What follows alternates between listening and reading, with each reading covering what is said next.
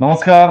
मी आहे अहिल्यानगर जिल्ह्यातल्या नेवासे तालुक्यातल्या सौंदाळा गावामध्ये आणि आपल्या सगळ्यांना आपल्यापैकी अनेकांना माहिती असेल की मागच्या काही दिवसांमध्ये हे गाव फार मोठ्या प्रमाणात चर्चेत आलेलं आहे. या गावाने जे क्रांतिकारक असं पाऊल उचललं त्यामुळे या गावाने एक ग्रामसभा घेतली काही दिवसांपूर्वी आणि त्या ग्रामसभेमध्ये हे संपूर्ण सौंदाळा गाव जातीमुक्त करण्याचा निर्णय घेतला अधिकृतरित्या.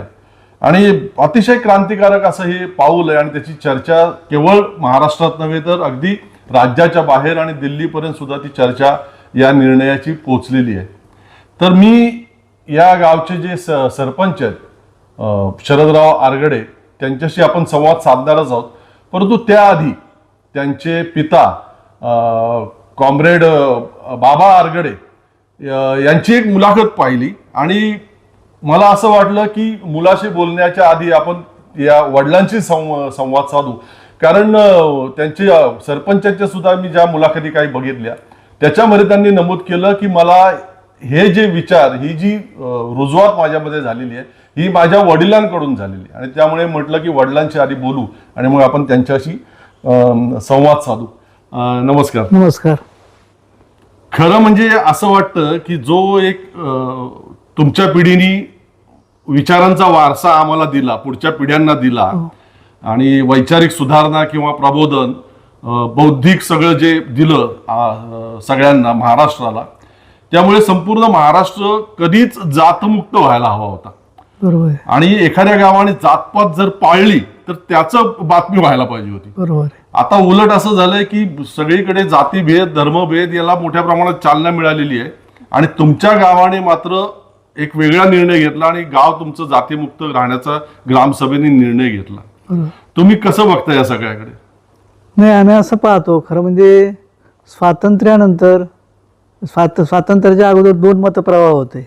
एक मतप्रवाह असा होता की स्वातंत्र्य आपल्याला लगेच मिळालं पाहिजे ते आपल्या ताब्यात आलं यापण काय सामाजिक सुधारणा करायच्या त्या करू. बरोबर. परंतु आगरकरांसारखे फुलेंच्यासारखे यांसारखी अशी माणसं होती की आपण अजून जातीमुक्त याच्या आलेले नाहीत, अजून फार काम करायची गरज आहे.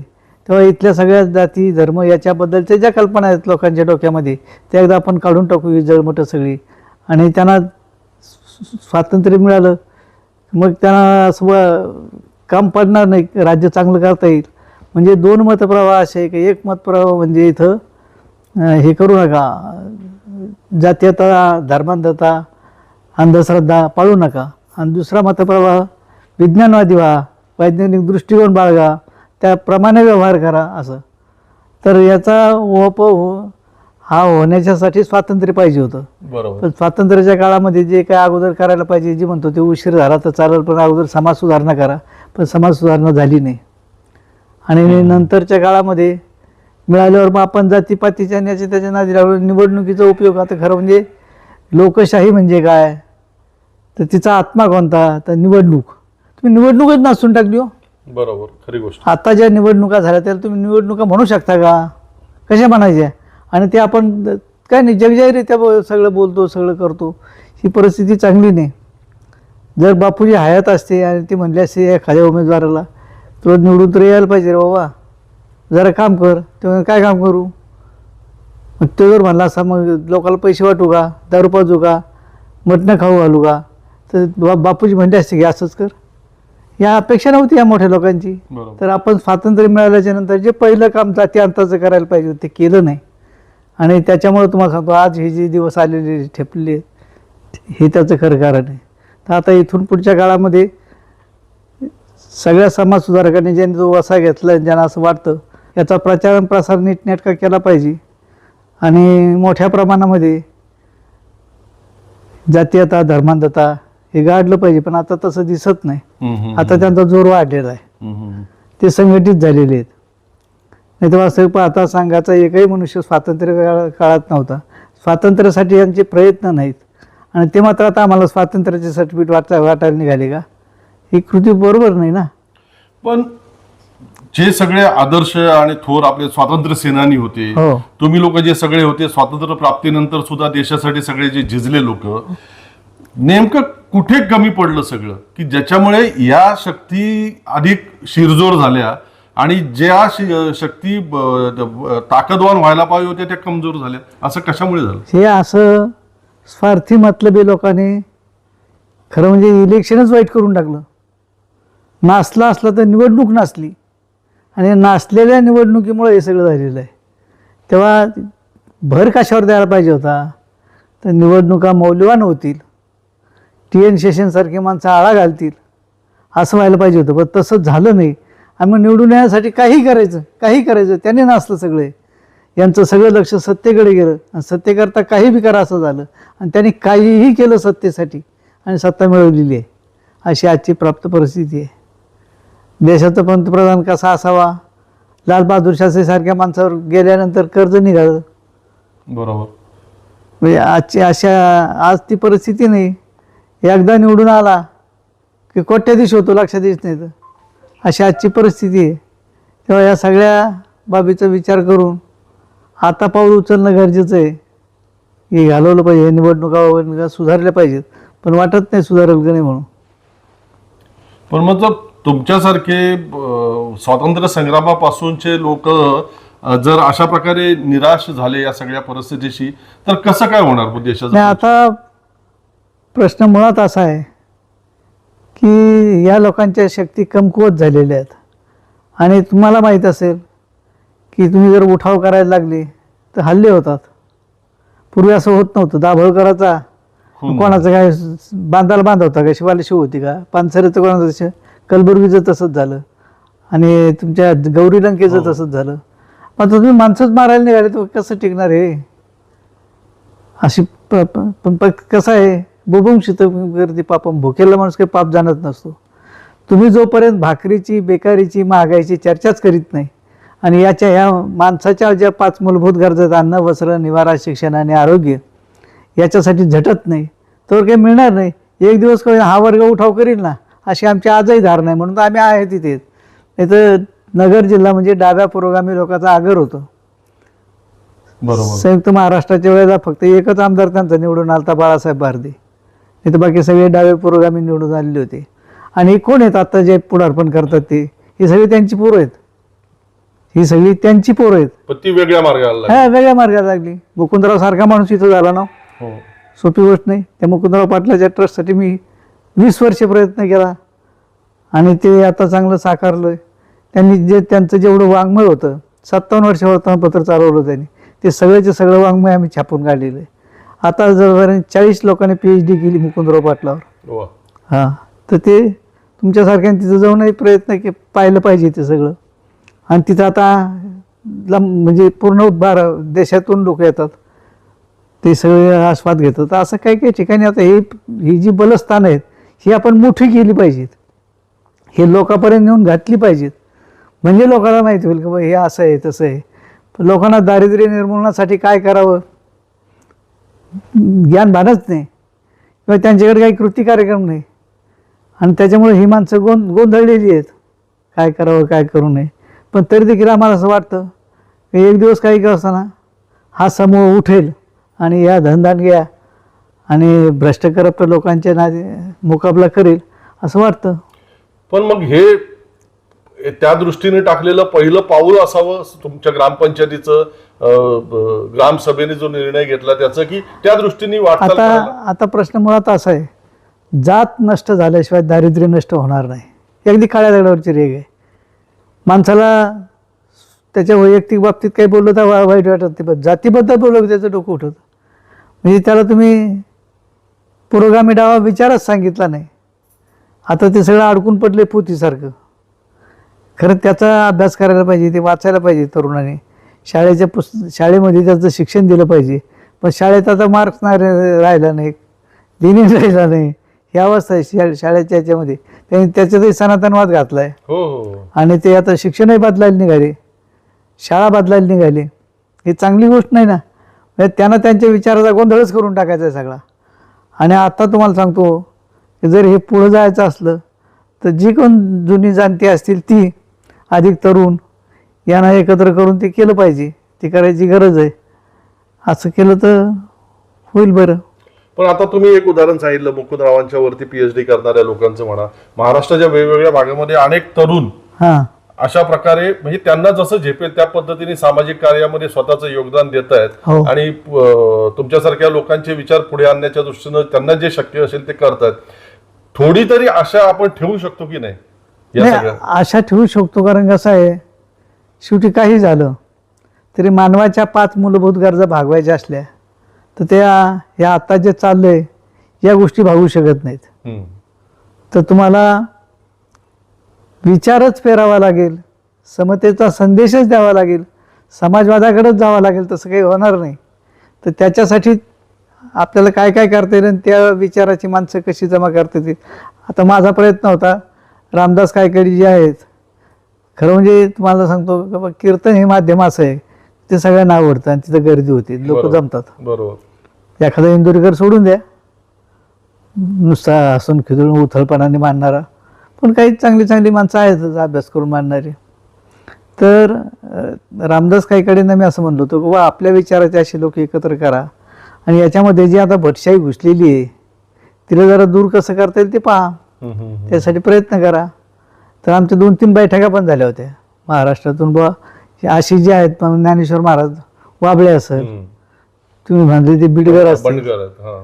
आहेत ना माणसं, नाहीत असं थोडीशी, बरोबर. मारावे, बरोबर. या सगळ्यांना आपण एकत्र करून काही करू शकत होतो. पण आता कसं आहे, आमच्याकडं वयाच्या मर्यादा आल्या. आता मी असा नव्हतो, माझा आवाज पाळली होता, बोलायला भरायला जास्त, पण आता ते होत नाही. जास्त वेळ बोललो का अडखळतो असं त्याच्यामुळे, आणि विसरपणा पण असं वाढत चाललेलं आहे. तर आता कसं आहे का, तरी आमची अपेक्षा आहे, आम्ही आमच्या विचारावर ठाम आहेत की काही असलं तरी हा फुले आंबेडकराचा राज्य आणि देश आहे, ते विचार घेऊन आम्हाला मुक्त होता येईल. या जो खंडातून याला टक्कर देता येतील तो विचार तसा पाठबळ देणारा विचार आहे. असं आहे, आता छत्रपती शाहू महाराज आहेत, तुम्हाला कल्पना नसेल, मुकुंदराव पाटील हे वर्तमानपत्र काढत होते, दिनमित्र. हो. आणि यांचं दिनमित्र निघत असताना त्याच काळात केसरी निघत होता. तर केसरीने एक दिवस ब्राह्मण स्त्रियावर अत्याचार होतात अशा मथळ्याखाली एक बातमी छापली कोल्हापूरची, आणि मग त्याला उत्तर देण्यासाठी, म्हणजे यांना बदनाम करण्यासाठी त्यांनी छापलं होतं महाराजाला.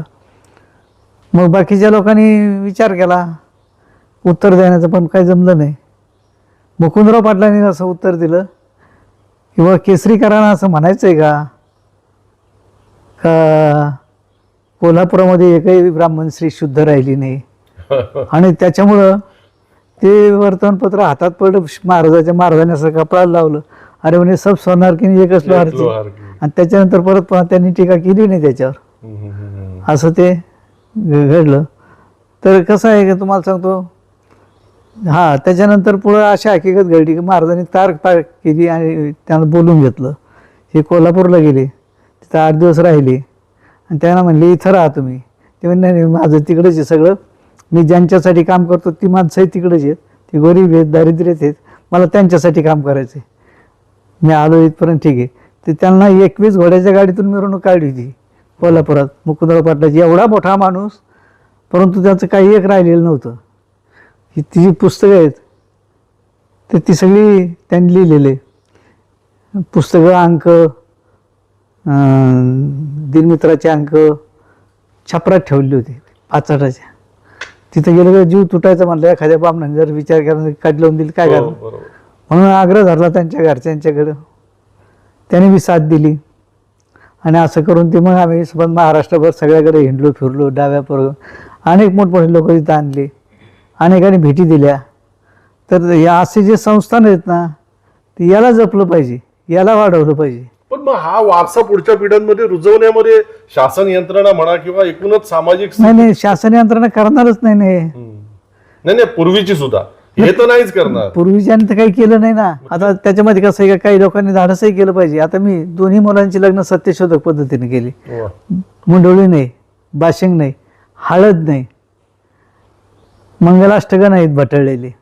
महात्मा फुलेंनी रचलेली जी मंगलाष्टक आहेत, मुकुंदराव पाटलांची रचलेली मंगलाष्टक आहेत, ते म्हणालो. आमचा ब्राह्मण कोण, कॉम्रेड पी बी कडू पाटील, हां, त्यांनी ते लग्न लावले, मंगलाष्टक म्हणायचं त्यांना छंद होता, चांगलं मंगलाष्टक म्हणायचं चांगल्या आवाजात. हो, तर असा आमचा सगळ्याचा समूह होता. आज पूर्वीच्या जुन्या लोकातलं कोणीच राहिलं नाही. पण तो जो त्यांनी वारसा दिला एक विचारांचा, तो आपल्या स्वतःच्या जीवनामध्ये अंमलबजावणी करायला पुढच्या पिढ्याच कमी पडल्या ना. कमीच याचा अर्थ. पडल्या. हो. तुम्ही केलं तुमच्या हो, मुलांच्या हो. बाबतीत, पण हे सगळीकडे नाही, सर्रास दिसत नाही हे ना. हे सुद्धा अपवादात्मक उदाहरण आहे.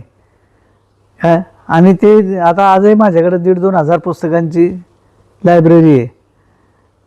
शेवटी काही का असं 4 ओळी तरी वाचतातच ना. बरोबर. शिवाय माझ्या आयुष्यामध्ये मग जे समोर घडत राहिलं, पाहत राहिलं, त्यामुळे विरोध झाला नाही.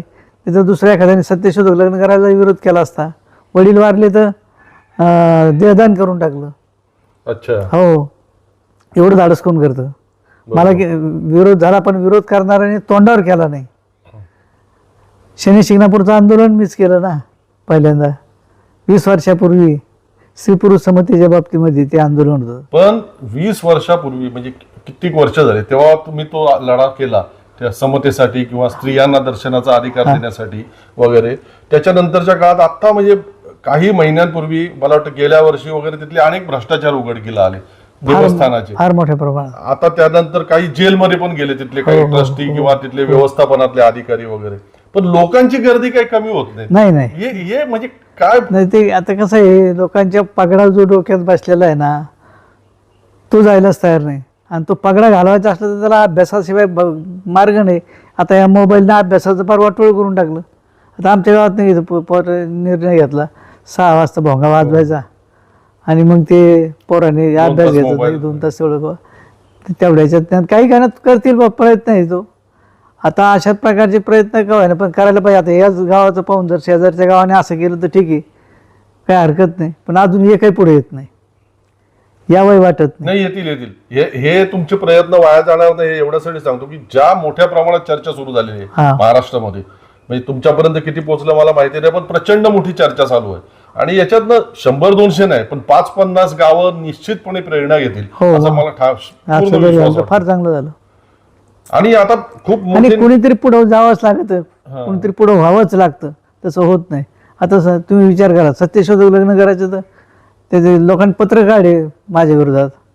मग मचान वाटत का करीत नाहीत, इकडे मांडव कशाला, असं ते भोगावंच लागतं. हा, पण एकूणच या सगळ्या परिस्थितीचा विचार करता ठीक आहे, म्हणजे आज तुम्ही तुमच्या गावाने एक मोठं धाडस केलेलं आहे प्रवाहाच्या विरोध जाण्याचं. पण एकूणच म्हणजे केवळ आपल्या गावाची किंवा राज्याची नाही, देशाची जी काही परिस्थिती बघतोय आपण आणि लोकांची उदासीनता पण बघतोय. म्हणजे पूर्वी तुम्ही लोक जेव्हा रस्त्यावरती उतरून एखादं आंदोलन करायला निघत असाल तेव्हा मोठा जनसमुदाय तुम्हाला प्रतिसाद द्यायला तुमच्या सोबत असायचा. बरोबर. वेगवेगळे आंदोलन म्हणजे आम्ही त्याविषयी वाचतो, पाहिलेली आहेत. आम्ही रोजगार हमीचे, धरणग्रस्ताचे, प्रकल्पग्रस्ताचे जे आंदोलन केली, मग मोर्चे असतील, सत्याग्रह असतील, 8-8, 10-10 हजार लोक. पण लोक आमच्या काबूत होते, खडा नाही फेकला कुठं. परंतु आता किती अन्याय हो, डोळ्यांना किती चुकीच्या गोष्टी दिसू, लोक रस्त्यावर उतरायला मागत नाहीत. प्रचंड उदासीनता आलेली आहे. तर मग म्हणजे कसं वाटतं, म्हणजे पुढच्या काळामध्ये ह्या सगळ्या भ्रष्टाचारी चुकीच्या सिस्टीम विरुद्ध उठाव होईल का, लोकांची जागृती होईल का, तुम्ही काय कसं बघताय त्याच्याकडे? आता मला तरी असं वाटतं, जी गोष्ट अति होते तिथं उठाव होतो. तसं आता हे सध्या लोकशाहीच्या ह्याच्यामध्ये याने जी घटना आहे तिचंच वाटोळ करून टाकलं. आज नाही म्हणलं तरी महाराष्ट्राला पुरोगामी व्हायला म्हणायला आमचं धाडस होत नाही लवकर. पुरोगामी राहिलं आहे का आता? परंतु अति झालं की ते उफाळून येतं म्हणतात, तसं ते होणार. जसं एखादी स्प्रिंग आपण जेवढी जोरात दाबू तेवढी जोरात वर येते, ती खाली बसत नाही. तसं हा अन्याय अत्याचार जो काही बोकाळलेला आहे हा असा खालीच बसल अशी समजूत करून ते सध्या उफाळून येतोय वर. पण ते कधी ना कधी त्याचा बिमोड होणार त्याचा. म्हणजे काही विचारांची माणसं आहेतच ना. आता सेशन कळ ना होतच ना, बरोबर. एकट्या माणसाने आळा घातला की नाही, तसं एक अर्ध गोष्ट होणारच ती. आणि आपण आशा सोडायची नाही, आशा सोडायची नाही. बरोबर. 81व्या वयामध्ये मला म्हणजे थांबतो इथे एवढ्यासाठी की फार तरुण लोक सुद्धा नैराश्याने ग्रस्त झालेले आपण पाहतो. आणि आता काय होणार आहे या देशाचा असा विचार करताना पाहतो. आणि 81व्या वयातला माणूस आपल्याला उमेद देतोय, आपल्याला ऊर्जा देतोय आणि लढण्याचं बळ देतोय. जेवढं दाबलं जाईल तेवढं हे सगळं वातावरण एखाद्या स्प्रिंग सारखं उसळेल आणि उफाळेल आणि या सगळ्यामध्ये बदल होईल असं आशावाद ते आपल्यामध्ये पेरण्याचा प्रयत्न करतात. बाबा तुम्ही बोललात आज माझ्याशी, फार बरं वाटलं, मी आभारी आहे. हा, काही नाही, आम्ही बी कौतुक करतो का आपलं वारसा चालवणारी माणसं आहेत अजून कुठं ना कुठं.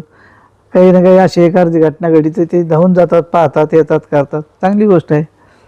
आणि मग हीच आशा आहे आपण बाळगायची.